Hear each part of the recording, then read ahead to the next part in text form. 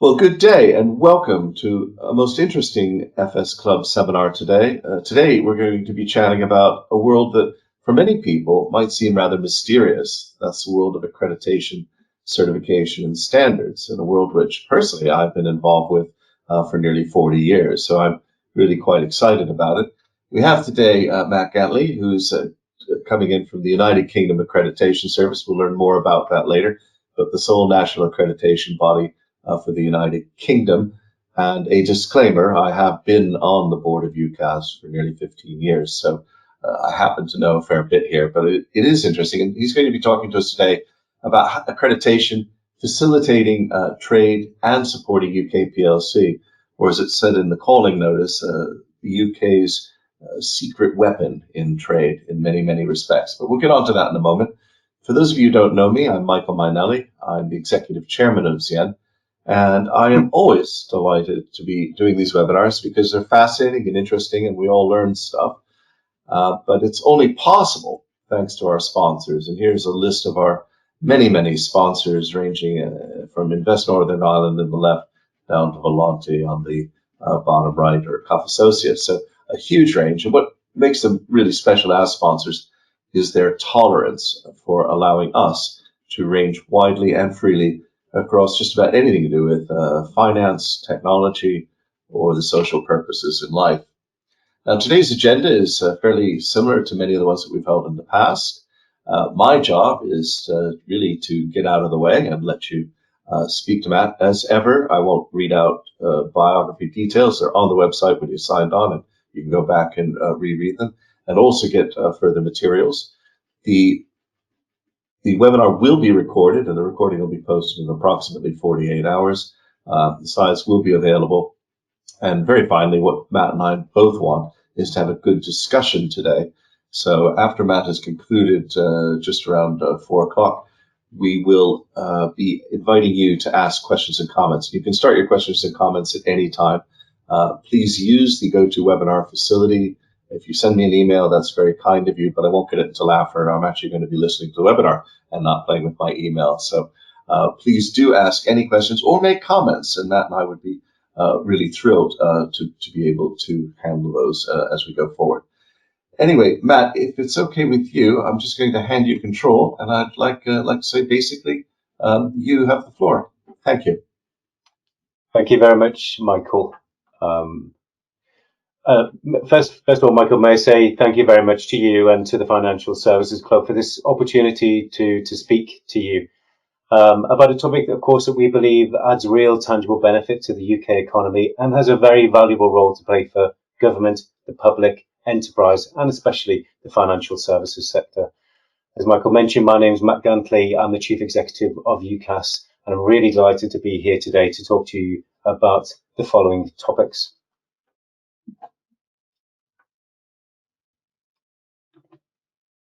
So what I first of all want to do is define what accreditation is, and most importantly, why it matters. Why is it relevant to us in our positions? Why is it relevant to industry? Why is it relevant to the public? Why is it relevant to financial services?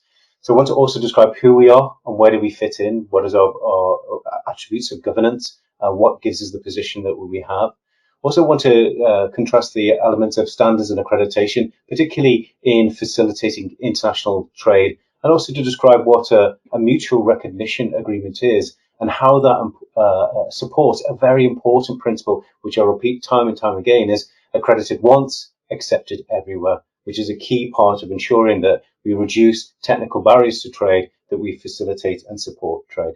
And what I'll also then do is also give some more examples of how accreditation works in practice. So, first of all, why does accreditation matter?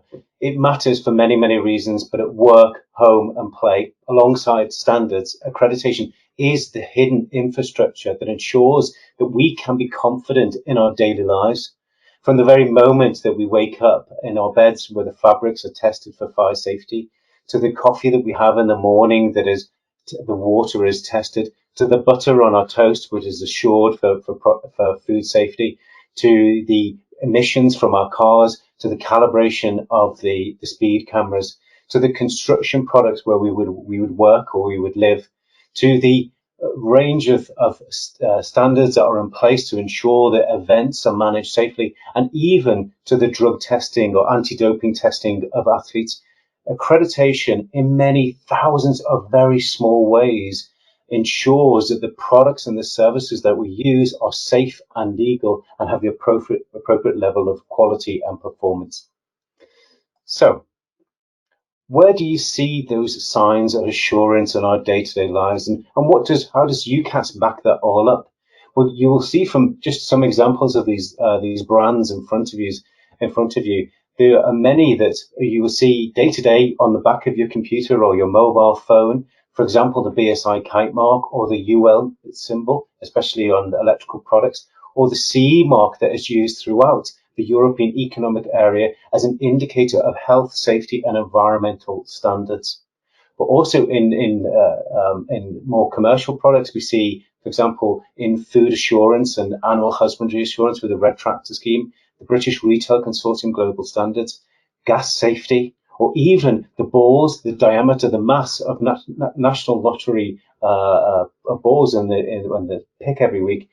They are accredited. And a great example in the financial services sector is the Fair Banking Foundation, which I'll come back to later. All of these are underpinned by accreditation. So the United Accreditation symbol is the symbol that goes behind, and often maybe it's silently or invisibly behind those symbols, those brands of assurance. It is in many ways the final stamp of approval that testing, inspection and certification and also verification is done so consistently, competently and impartially. The United Kingdom crown and tick is so well respected around the world that there are many countries, for example, in Japan, in China, in India, and in the Middle East, it is the preferred form of accreditation, especially from an export perspective. So we should be very proud of the role that UKAS plays in taking forward in the name of the United Kingdom. So what is accreditation? Well, this is where it's a little bit more technical, but accreditation is the formal recognition of competence of an organization to undertake a conformity assessment activity, and therefore they're called conformity assessment bodies.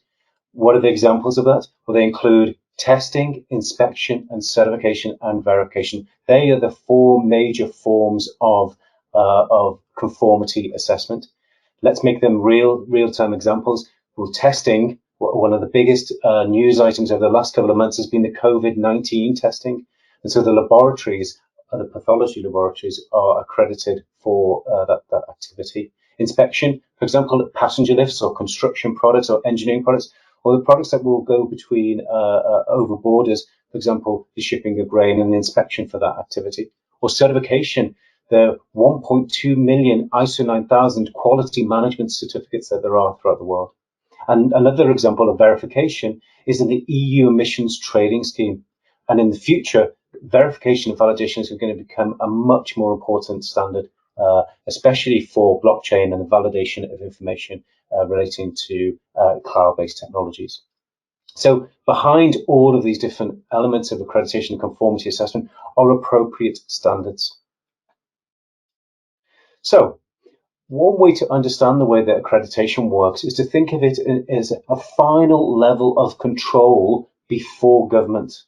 Now, we are sponsored and by the Department of Business, Energy and Industrial Strategy. We have a memorandum of understanding with them. They've appointed us as through the accreditation regulations as the national accreditation body.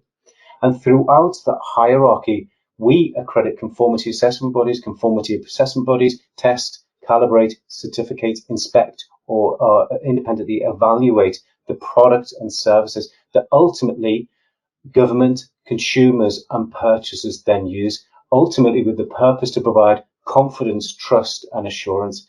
And throughout that hierarchy is a series of standards, international standards and national standards, to make sure that that process is properly applied.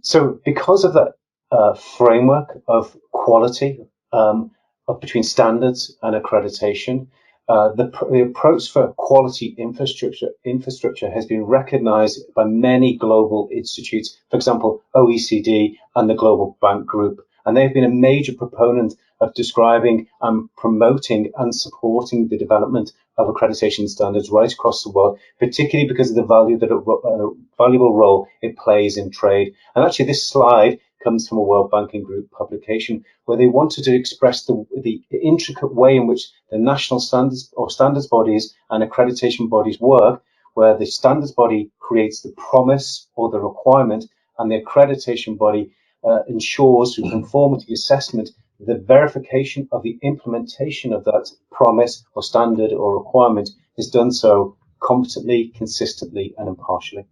But there's also very essential element of this national quality infrastructure, and that is metrology. Metrology, which sets down the definition of units, as well as ensuring there is a traceability of calibration certificates, especially for laboratory accreditation.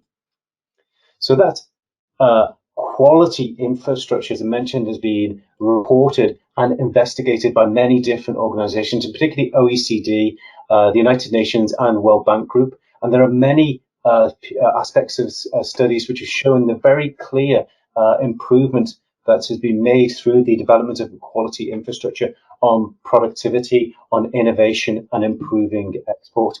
One study done by Birkbeck University proved that the value of accreditation in the United Kingdom alone was around 300 million in direct uplift of the value of conformity assessment, and another 300 million in terms of indirect impact on the broader economy. So with the cost of accreditation of around 30 million per annum, the overall impact is quite significant and very valuable, and therefore a very important part of sponsorship for government and international bodies.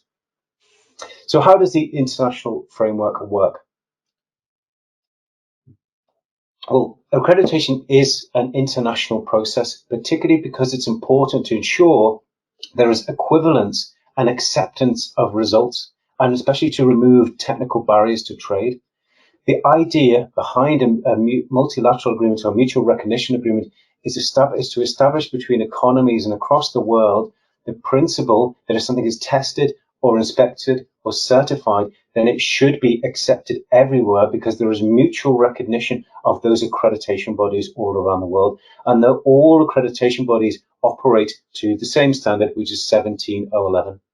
Now, the way that that's governed is there are international governing bodies such as International Accreditation Forum and the International Laboratory Accreditation Cooperation, who bring together all the accreditation bodies to ensure that they apply the standards and practices on a level playing field.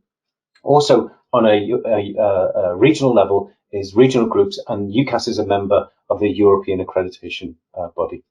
What you need to know from this slide is that there are over 102 accreditation bodies that are part of this mutual recognition, and you also need to note that there is a very broad coverage across testing, calibration, medical inspection, and proficiency testing. What you need to know from this slide is that all of the major economies are covered in terms of mutual recognition agreements. And so all those economies, particularly involved in trade, are properly covered. And so there is an opportunity to ensure that there is a mutual recognition of testing.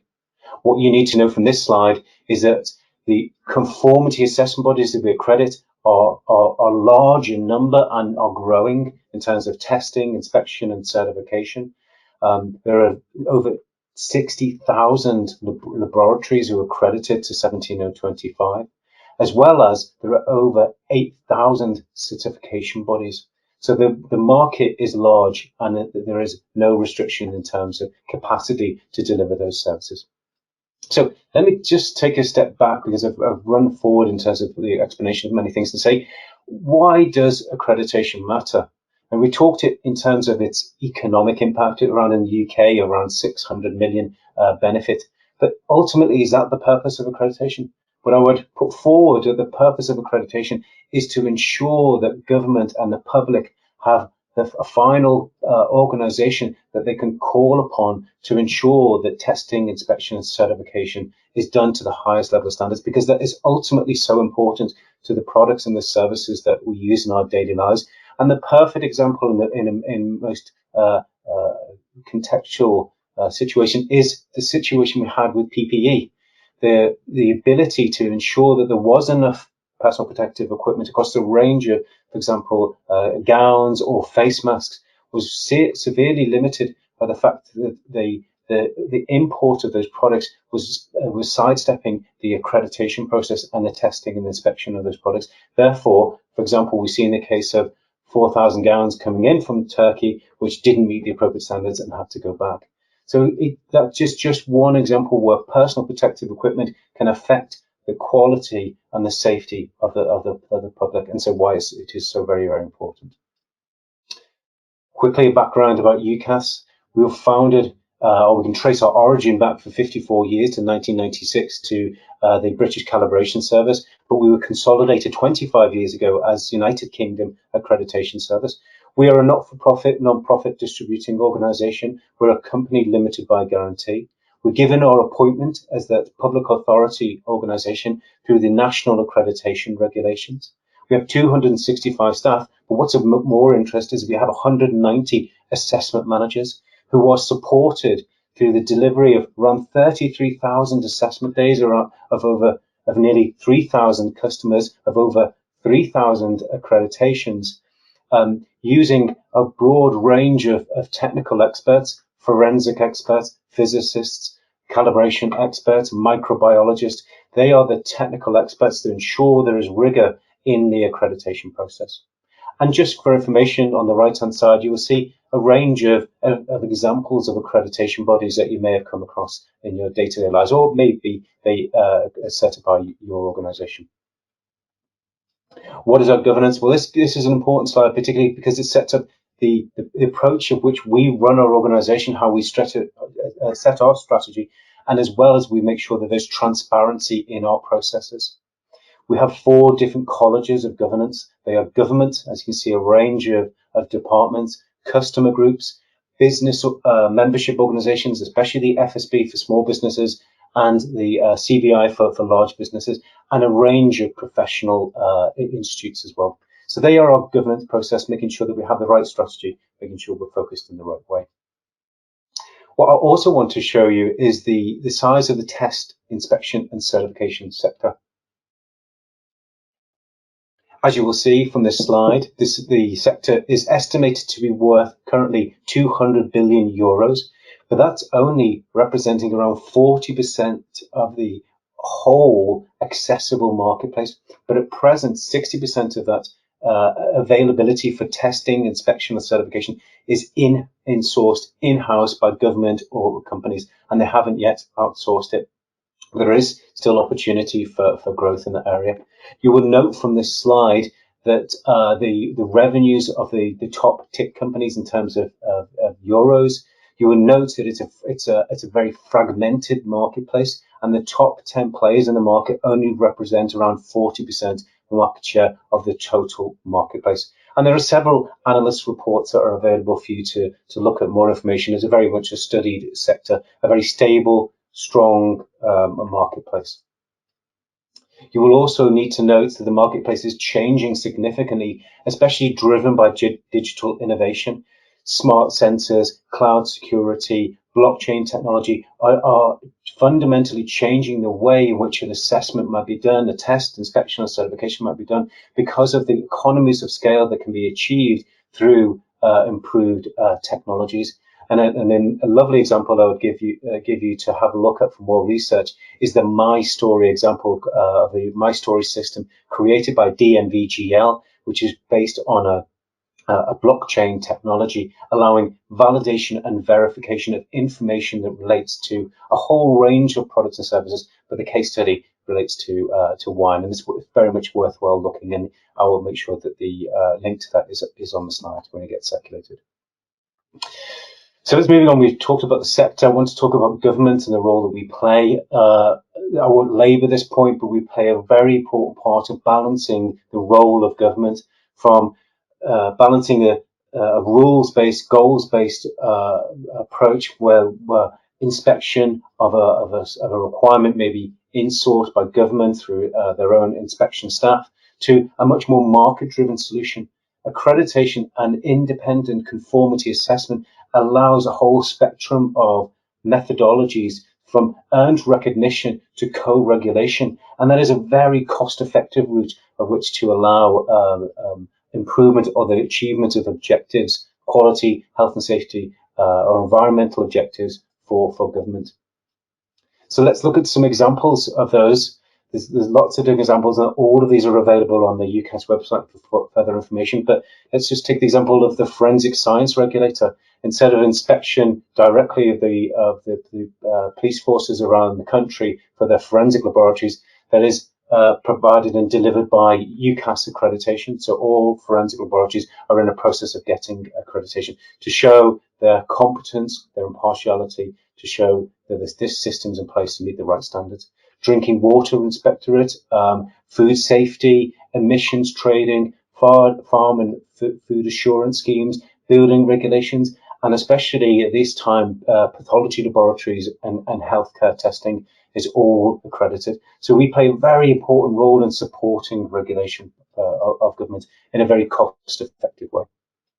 So I want to move on now just to briefly touch upon some examples of accreditation that will relate much more to the financial services sector. And one I wanted just to pick as an example was ISO 27001, which is one of the fastest growing management system standards for information security management. It's based on that plan, do, check, act approach that you will see for ISO 9000 or 14000 for environmental management.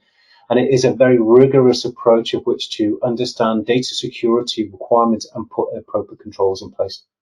And just as an example of a certificate, this one again is from DNVGL, which shows you where they have a QR code on the certificate, allowing the purchaser or the consumer of that certificate to pick it up, scan it, and look at the whole chain of veracity of that certificate. So financial services, well, this is an area we're very keen to grow. We think we have a very important role to play in supporting the development of standards and the validation of those requirements. We think we have a role to play in voluntary regulation and supporting mandatory regulation as well, doing that in a cost-effective route. A really good example of accreditation is the Fair Banking Foundation, where there is a scheme put in place to ensure good quality criteria for ethical banking, particularly in relating to private loans, credit cards, mortgages, etc. We work with the Gambling Commission. We have an accreditation scheme for anti-bribery. We've worked on a new standard of ethical behaviour in personal finance planning. And very recently, we're also working with the ISO and British Standards Institute on the green finance strategy and sustainable finances, as you'll see. So, in summary, UKAS is the national accreditation body appointed by government. We play a really important role in putting in place and managing mutual recognition agreements. We help to promote trade. We help to promote productivity and support innovation. We help to protect business and consumers, and we play a vital role in supporting alternatives to regulation. So thank you very much for your attention. If there's any more information and any questions I can answer, we'd be delighted to do that. And this final slide just shows them some other sources of information about accreditation in the UK and globally. Thank you, Michael. Matt, that was fantastic. A real tour de force. You went through so much material in that time. It's absolutely excellent. I suspect some of the audience are overwhelmed. But it is so important what you do. And I think what's always impressed me is that if you look at the way in which we handle regulation in the economy, some of your closing thoughts there, we see this spectrum, and you're kind of the free market response to regulation, because it is a marketplace, isn't it? Quite right. It is. I mean, I can choose my certifier, and you're then backing that up. So I've got competition amongst the certifiers rather than having one inspection agency who, frankly, has a bit of a strong monopoly over what I do. I'm sort of curious here. With those 250 people and the broad range that you cover as you open, everything from my alarm clock, through to the sleeping pill at night, how do you handle that breadth of technical competency? Yeah, it's very difficult. Well, we've built that competency over many, many years, over the 54 years of which we've existed. But actually, most of the technical competencies, we outsource that. We have over 700 contractors that we use for those specific niche disciplines. And through working with them, through training with them, for example, sometimes there may be customers who have a technical expert in a specific field, they may be retiring. We make sure that we talk to that person and secure their skills for the future. We work with different professional institutes, trade associations, university groups, membership organizations to scour the marketplace to find those technical experts. And they're not all just based in the UK, they come from all across the world. But that's in some ways one of the real bench strengths of UKAS, is that breadth of technical expertise. The core, we have 190 assessment managers, and they manage the overall assessment of the competence systems and processes. But we bring in those technical experts for that specific discipline. So, for example, in the Fair Banking Foundation, we've got a specific expert in ethical banking who's been brought in for that specific area as well. So there's always an industry expert for each different accreditation. We've got a fairly pointed remark here from a compliance officer, and she's basically saying, couldn't you teach financial services a lot? And I rather sympathize with her, because when you look at the plethora of standards and regulatory bodies in financial services, there are quite a few, and it doesn't seem to have that fairly clear horizontal structure you showed, where you've got 102 accreditation bodies handling X number of economies. Any thoughts on what you could teach financial services regulators? Well, I'd be very careful in going into this question, but I think one of the major features of the accreditations that UKAS provides is they're based upon standards, and they're based upon our requirements, and they are 99% of the time based upon consensus-driven, expert-driven requirements that are brought together and then codified in an industry-accepted or government-accepted scheme. And so in the case of financial services sector, it's absolutely essential that there is that expert panels and groups that come together to find that consensus, that then, of course, the consensus would be approved by the appropriate regulator. So I think that's we can't define what is appropriate for financial services. Our expertise is accreditation, ensuring that competence, impartiality, and consistency over time. We bring in those industry experts, but we look to the industry to define what great looks like, make sure that's codified, make sure that's agreed, make sure that it's agreed by the regulator. And especially, the regulators are absolutely essential in ensuring there's a risk-based approach to this. So how much do they want to leave with the market? How much do they want to keep in control? Dr. Morton, who is also a past master of the World Trade, Edwina is asking, you accredit these outfits, but how do you deal with problems? Where does the evidence come from to investigate? Or you just simply go through the process regularly enough to catch problems? She's got a second question I'll come to in a minute. Okay. Well, there's a very well-established process. First of all, there can be a multitude of problems that could go on with, so for example, a component. And the first port of call would be, first of all, to understand whether the organization that's purporting to have that quality mark, or that's ISO 9000, for example, you check that certificate is valid, because in certain countries that they're faking a certificate. There is a methodology to be able to do that. Go back to that certification body, validate that certificate. If there's a problem with that product fundamentally, then you can take that complaint to that certification body and say, we would like you to investigate this, and they will then investigate that at their next assessment. When we assess that certification body, we ask them to see any complaints that they've received and how they've dealt with them in terms of the investigation of that problem with that inspection body, a test body, or certification body. So it's a fundamental loop that has to be put into place. There are other examples of industries. For example, in the aerospace industry, there's another level of oversight that's given, where the primes, the aerospace primes, will get deeply involved in that process and ask the certification bodies and accreditation bodies to deeply investigate through root cause analysis the problems. So, Alexander Mackay would like to probe just a little bit further on this. This is about sort of the marks and certificates themselves. So, how does UKAS deal with situations where, for example, the CE mark is shown but is not genuine? Who's responsible for picking this up? And how can an end user actually go out and check the validity of any such mark? Yeah, that's actually, it is more difficult. It's difficult because a very large proportion of CE marked products are self-declaration. So whereas third-party declaration is done by an accredited conformity assessment body, certification body, and that's then it's a notified activity. And so where there is the higher risk activities need that third-party attestation of compliance, and you can go to that certification body and then validate that that test report or that certificate is valid. But if it's a self-declaration, then you would have to go directly to the manufacturer to find out whether they've met the standards or not. But if somebody sees a CE mark, how can they tell the difference between self and done by a body? They wouldn't, by looking at the product itself. There isn't any kind of demonstration of that by the product itself. You need to know what the product is, and then you can do the research through UKAS website. There's more information about this process, and it's a very valid issue very recently because of PPE. Well, because the way in which PPE is used for different circumstances will mean different things in terms of the approvals that are put on top of it. For example, if a face mask is used for surgical use or it's just used, for example, for getting on the train, there are different requirements for different situations.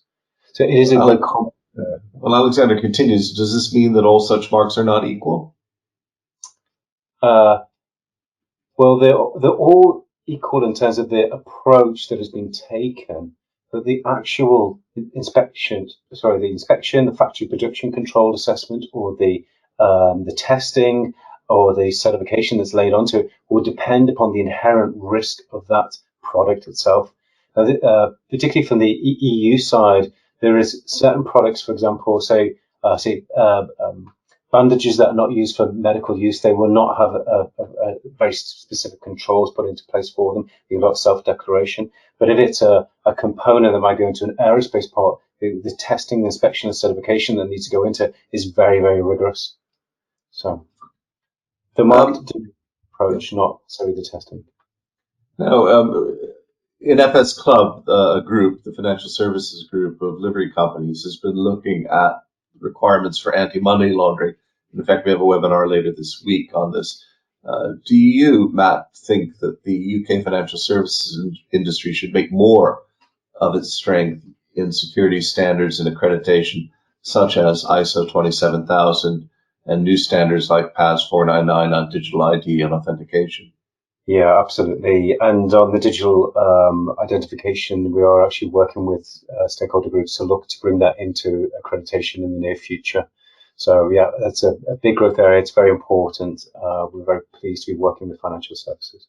Mm.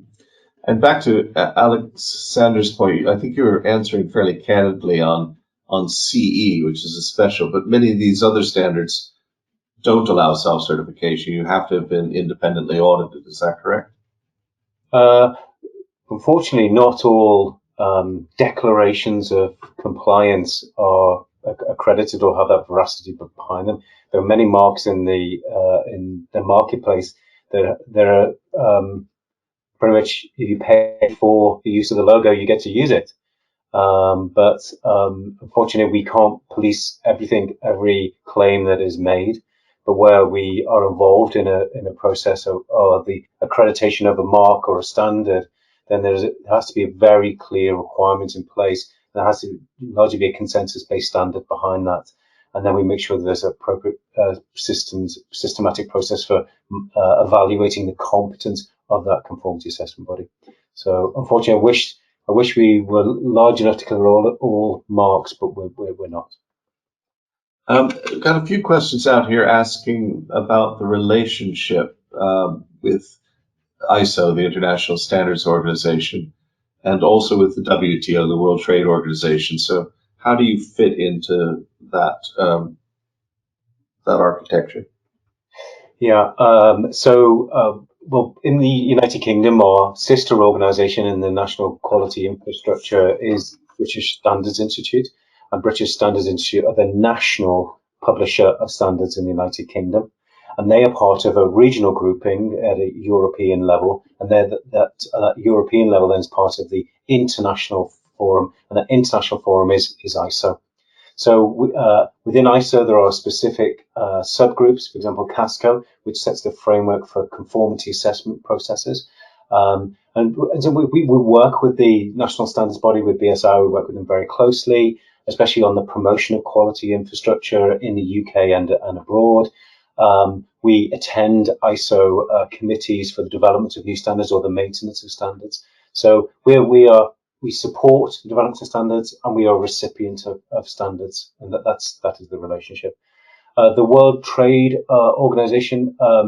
There are committees within a trade within the WTO that are involved specifically on minimizing technical barriers to trade, and through that route, those committees work with IAF and ILAC that I mentioned to make sure that there's clarification on specific standards and approaches to accreditation where they need to get involved. So to ensure that there is that mutual recognition of accreditation.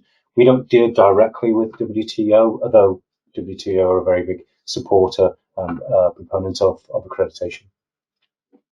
Okay. Angelica Uhl is asking, are there limitations foreseen regarding the approach of accredited once, accepted everywhere, and the MLA continuation? And I'd like to just tack on that. Another person would like to know a little bit about what is your relationship with the development of free trade agreements in the UK? I'll start with the latter point. So accreditation is defined clearly in the European regulations, and actually our remit from originally, and actually is defined in UK legislation, comes from those original European regulations 765/2008. And so that sets up level playing field and approach for conformity assessment and accreditation across the European Union, and a mutual recognition, particularly for the CE marking, as we've just talked about. So a product is tested and certified or verified. You can have the CE mark in the UK currently, not once we've left after the end of the year, but that international framework sets that all up. And so the negotiations for the UK government with the EU and with the USA and all the other different trading nations that we're working with for free trade agreements, we're working closely with the Department of International Trade and the Department for Energy and Industrial Strategy to enshrine the appropriate use of accreditation as a tool for minimizing technical barriers to trade and supporting trade across the world and with the UK. So we're very much involved in that process. Sorry, Margaret, I don't know if I picked up the first part of your question there. The first part was very much about the idea of the future of accredited once, accepted everywhere.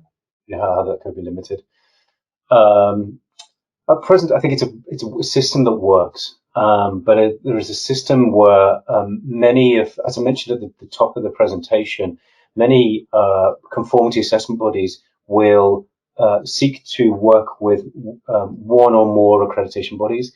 For example, so the Intertech or Bureau Veritas or SGS, and some bodies, for example, in Japan, they will go for the local accreditation, but they also recognize the value of UKAS accreditation because the UK means international trade, free trade, and it stands for anything. It stands for integrity and quality.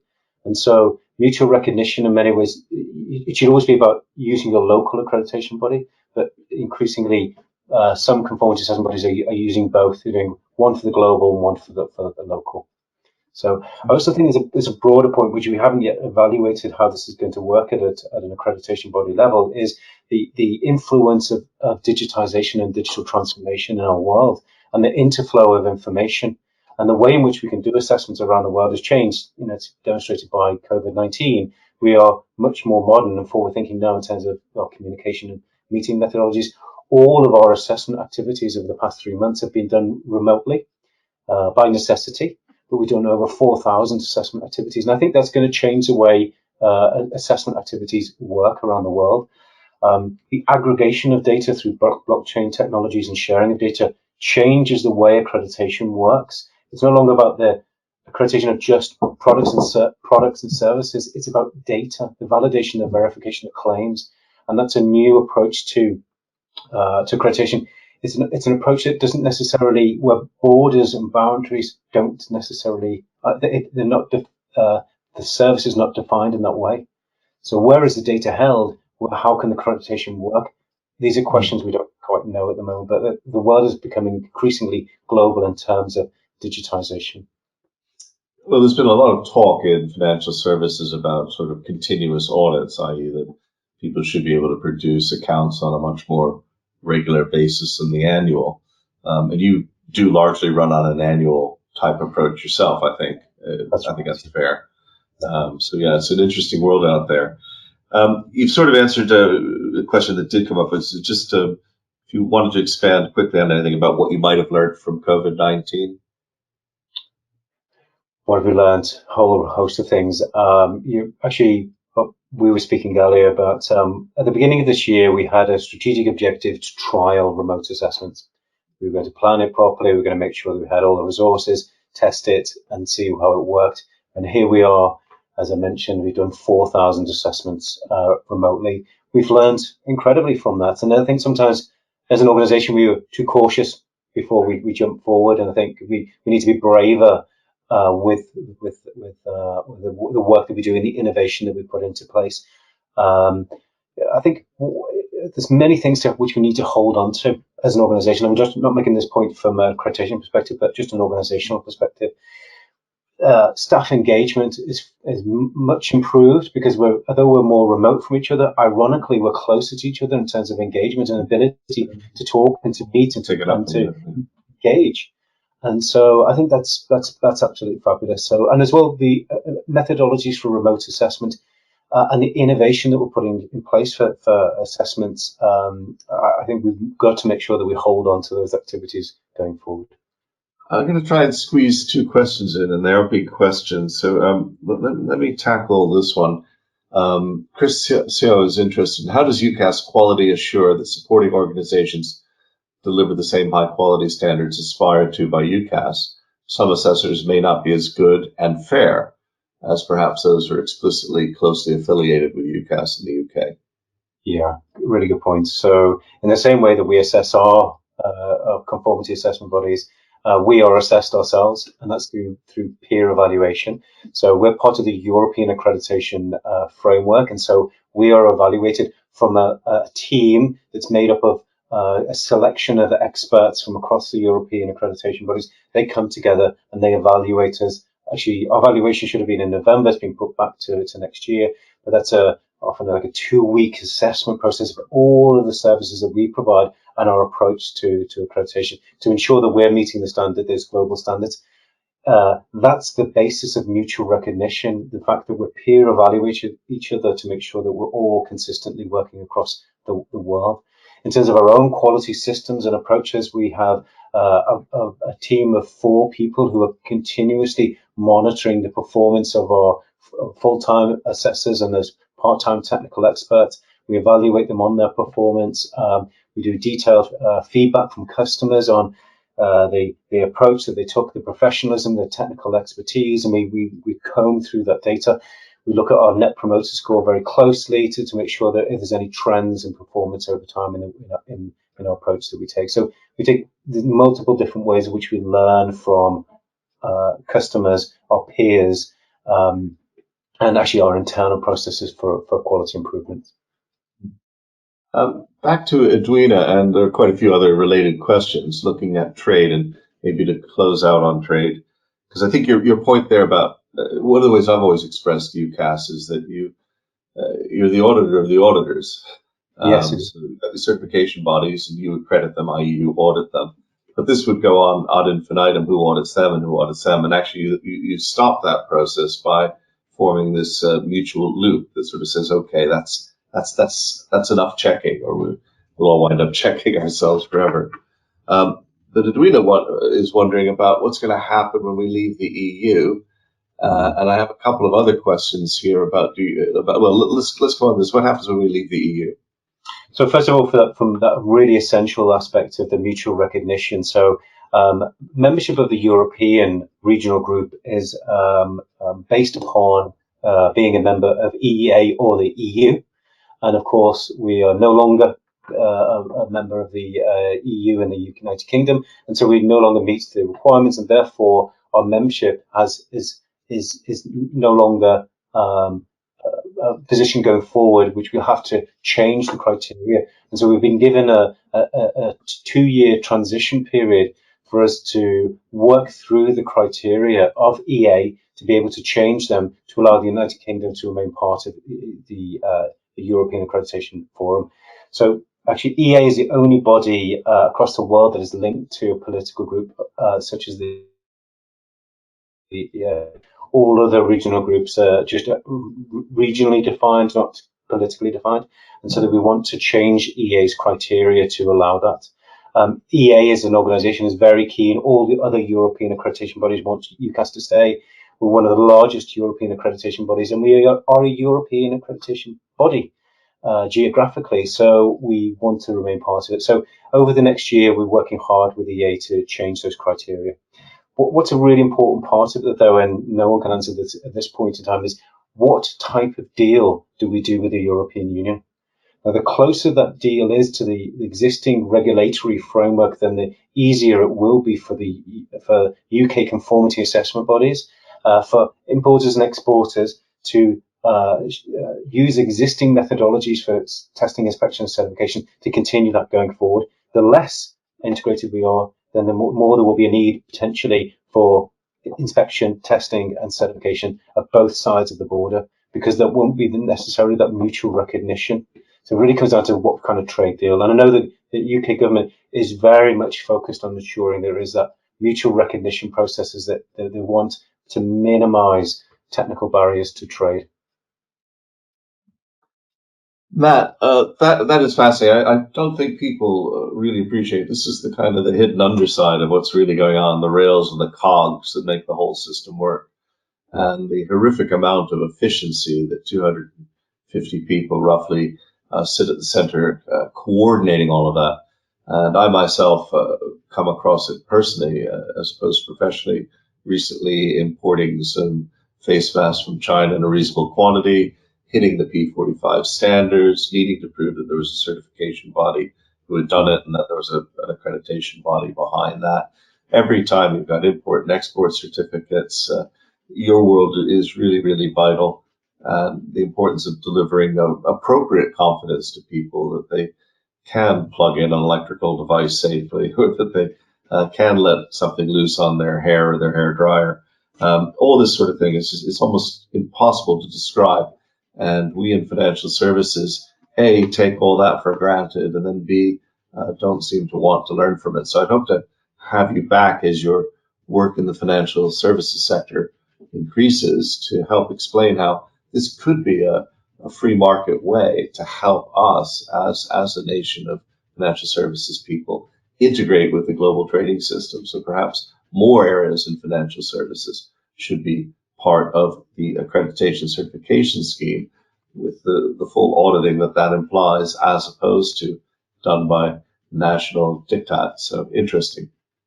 Anyway, we could go on for some time, and I can see more questions coming in, folks, and I'm terribly sorry that we've come to the end. And in fact, I know we're coming to the end because people are sending me things like, thanks to Matt for sharing the insight, much appreciated.